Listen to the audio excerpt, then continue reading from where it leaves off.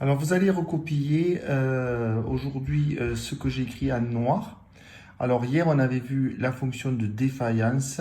C'était au cours du temps, j'ai de plus en plus d'objets qui tombent en panne. C'est pour ça que la probabilité augmentait jusqu'à atteindre 1. Maintenant, je parle de fonction de fiabilité. Mais la fiabilité, il faut retenir que c'est l'événement contraire. Ça veut dire qu'au départ, rien n'est en panne. Et au fur et à mesure du temps, ça tombe en panne. Voilà. Donc, grosso modo, pensez à l'événement contraire. Voilà. Donc, la fonction de fiabilité, on l'estime quand on est dans un cas concret. Par exemple, vous avez 50 objets qui doivent fonctionner. Et au cours du temps, vous regardez le nombre d'éléments qui fonctionnent. Donc, on voit bien que cette fonction, fiabilité, va décroître au cours du temps puisque au fur et à mesure, les objets vont tomber en panne. On passe avec des calculs mathématiques à ce qu'on appelle le taux d'avarie. Ça s'appelle lambda de t. C'est la dérivée de la fonction de fiabilité sur la fonction de fiabilité.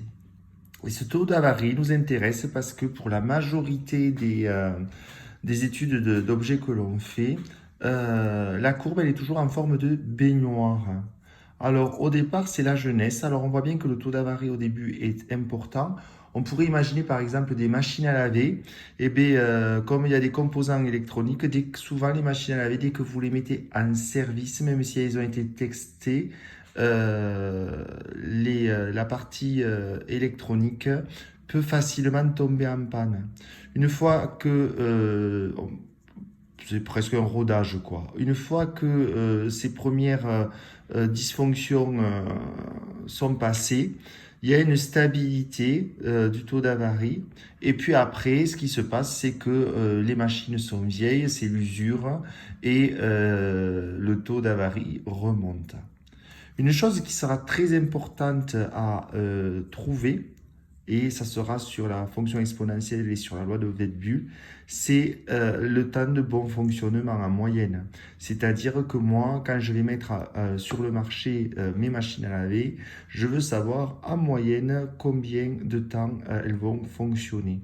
Et ça s'appelle l'espérance, ce qu'on avait vu en probabilité, l'espoir de voir une machine fonctionner jusqu'à telle durée.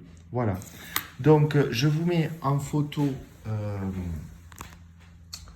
le livre, mais juste pour que vous voyez quelque chose de plus propre que ce que j'ai pu écrire. Vous allez regarder cet exercice-là, pardon, fiabilité d'un système. Voilà, ça vous prend 2 minutes. Si vous voulez faire, regardez la suite plutôt. Donc là, des calculs de maths assez compliqués. Juste retenir que lambda de t, c'est moins R' de t sur R de t. Et avoir ce tableau, et c'est tout. D'ailleurs, j'ai fait une faute je viens de m'en rendre compte. Ici, il y a un petit moins que j'ai oublié en recopiant. Voilà. Voilà le travail pour la journée.